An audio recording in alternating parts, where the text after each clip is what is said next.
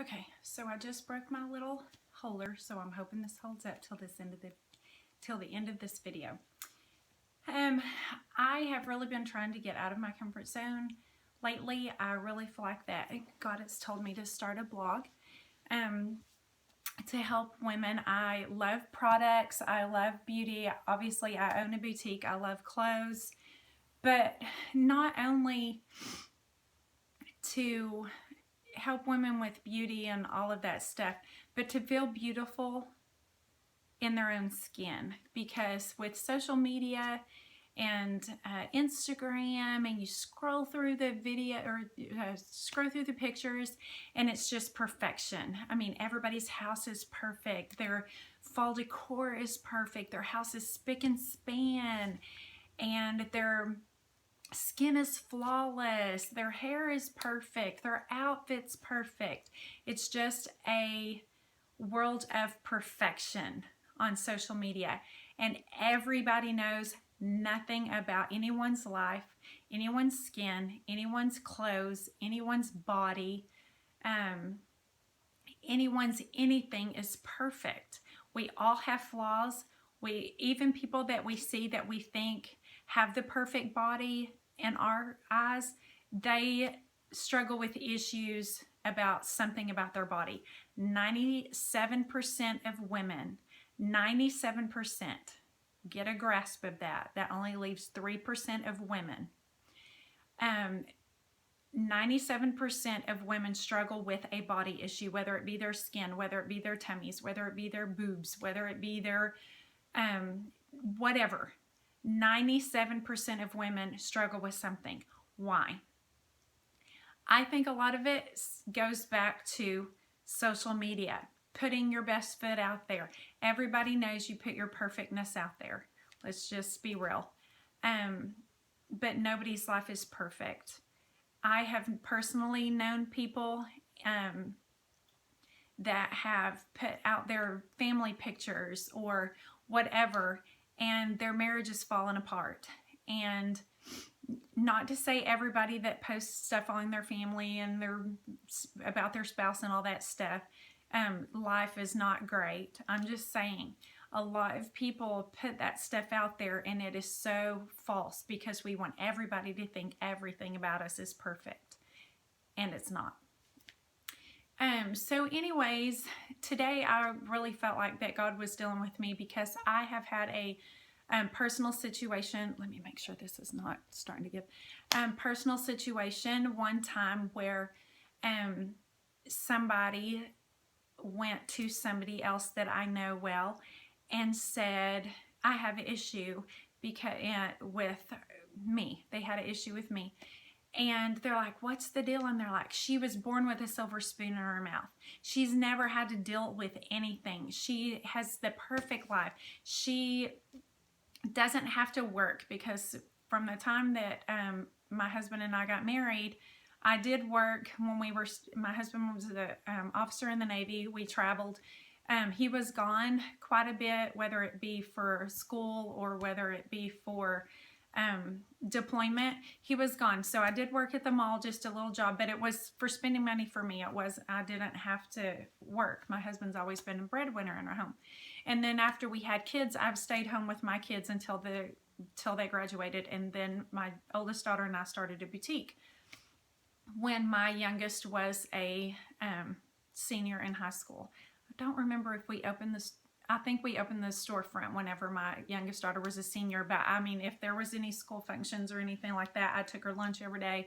I either sat with her or took her to lunch every day, because I just did that with my kids from the time they started kindergarten until the time they graduated, both of them. But anyways, I didn't have to work. So a lot of people have looked at me. They don't know my story. A lot of people do. A lot of people at Victory Life Church.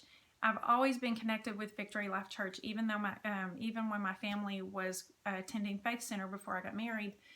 We had a lot of connection with Dwayne Sheriff. I've known him since I was little. We traveled with him before he took the church at Victory. When he was evangelizing, we traveled with him. I did praise and worship with my parents for him. And so some of the people at Victory Life Church that have been there forever know my story. But a lot of people don't know my story. People I went to high school with, of course, most of them know my story if they knew me at all.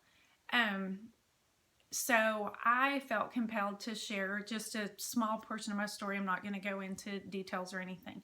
But for the people that look at other people, and think they've never been through anything, their life's been perfect, they've just been handed everything.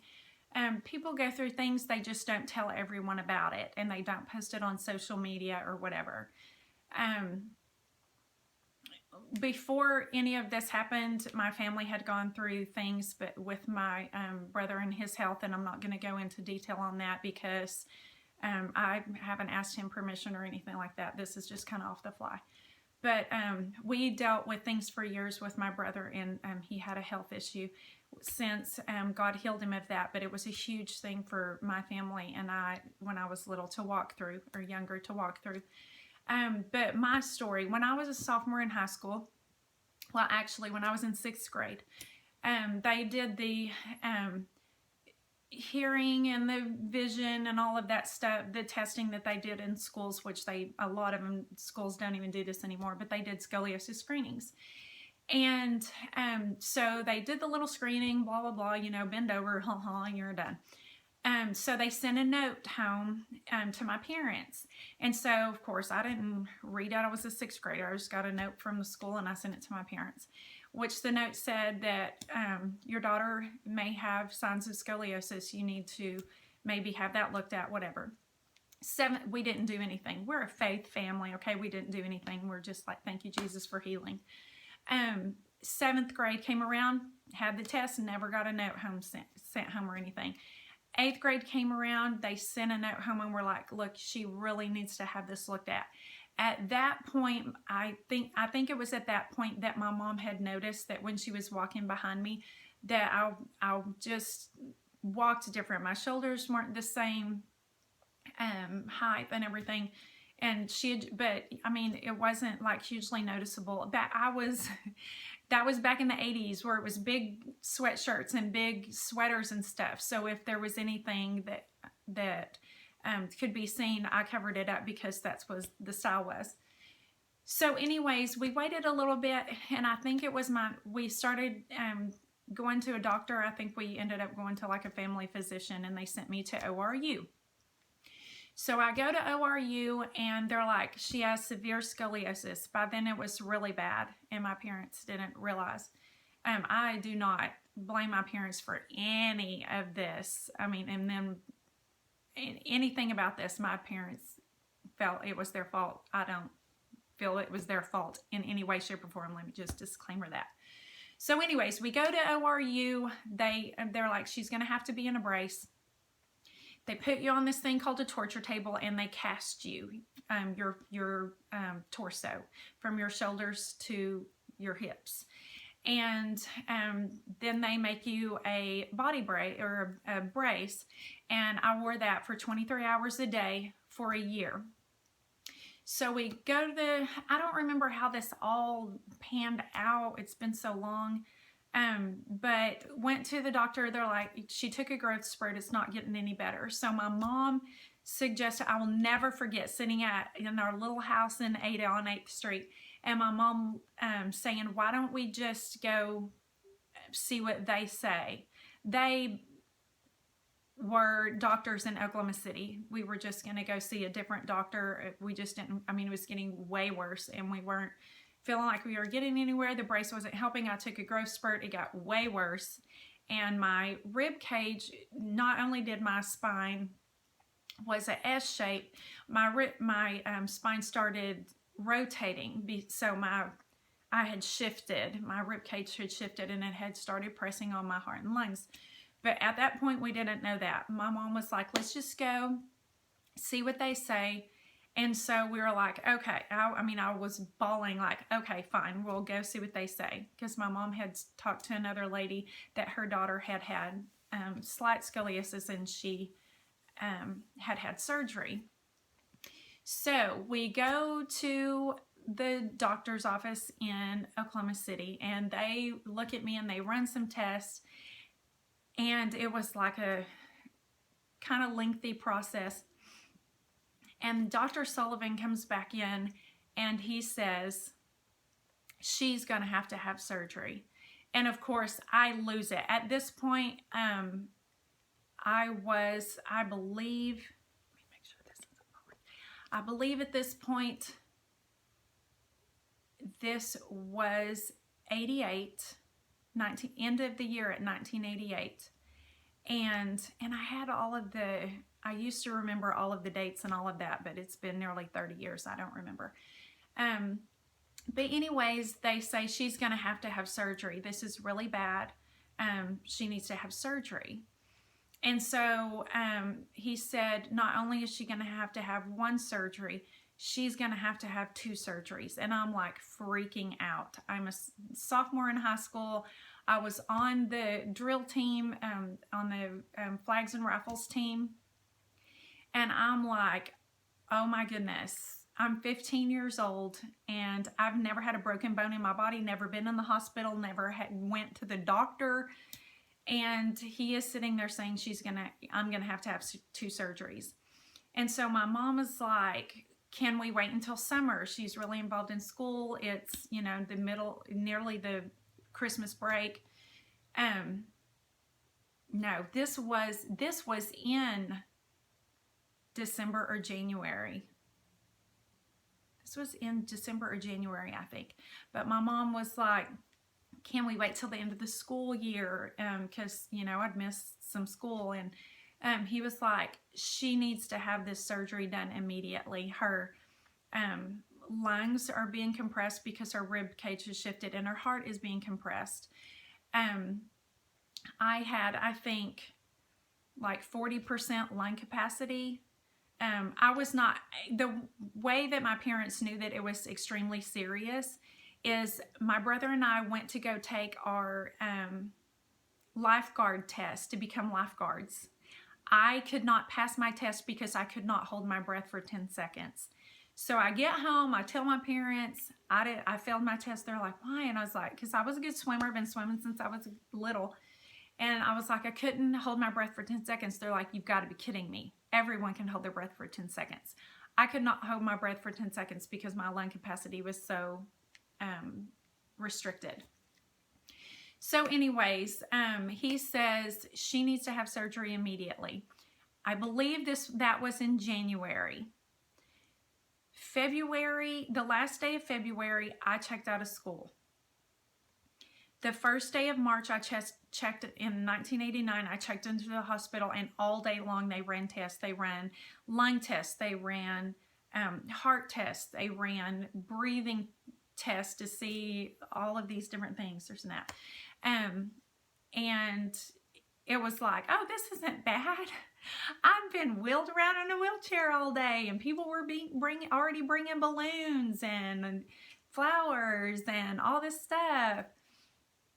And the next morning, I did not sleep all night long. I don't think my mom did either. My mom stayed in the hospital with me from the minute I checked in to the minute I checked out. My mom stayed with me 24 hours. So shout out to my mama because she is a beast. So anyways, I didn't sleep all night long. Every time an ambulance left the hospital, I got out and ran and looked out the window. But anyways, the first surgery, they went in, they cut me from right up under my breast, around my side, up my back, and to my shoulder blade. They took out a rib. They took out all of my insides and moved them to the side, and took out vertebrae and discs in my back. They thought they could get me straighter back then. Shout out to technology nowadays because they can get you so much straighter and do so much more than they could back then. But Dr. Sullivan was an angel, an absolute angel. So they went in the first one and they did that. They were going to give me 2 weeks recovery in the hospital. I had to stay in the hospital the entire time. But they were able to move my second surgery up. I was doing so well, they were able to move my second surgery up. So there was 10 days in between the first surgery and the second surgery. Second surgery, they went in, they cut me from the top of my neck to my crack, and they put in rods from all the way from the top all the way to the bottom. that recovery, I believe I got out of the hospital the middle of the last week of March. So I was in the hospital for almost a month. I don't know if you've ever had a broken rib or back surgery or anything like that. And I don't mean like laser back surgery. I'm talking about major back surgery. It is awful. I mean, awful. There were so many times that God showed up during that process. Pastor Dwayne came, Pastor Jerry and Dina came, Cammie, all the youth from Faith Center walked through that with us. A lot of people from Victory Life walked through that with us. They stopped service and prayed for me. It was amazing, the people that reached out and everything. But I'm saying that was a huge, I'm not going into the details, that was a huge thing for my family. If you've never been through anything like that, ooh, Nelly. It was a huge thing. I ended up being out of school, I think, for 2.5 months. I went back to school, just like one day here, one day there. I think by the time school ended, I was going full-time, but they had to let me out of class early, so I wasn't in the hallway getting bumped. But the school was amazing through that. I got so many cards and letters from everyone. But anyways, that was a huge thing that I went through. They were like, if she doesn't have surgery immediately, she may not make it until the summer. That's how bad her heart and lungs are being compressed. So for those looking at me, they got me corrected as much as they could. My S-curve was 80 on top, 65, I believe, on bottom with a rib cage shift. But anyways, they got me as straight as they could. They did an amazing job, but they can do such more amazing jobs now. But anyways, that was a huge thing. That was a huge thing for my family to walk through. And I've been through little things. My pawpaw died when I was 5 months pregnant with Brittany. That was a huge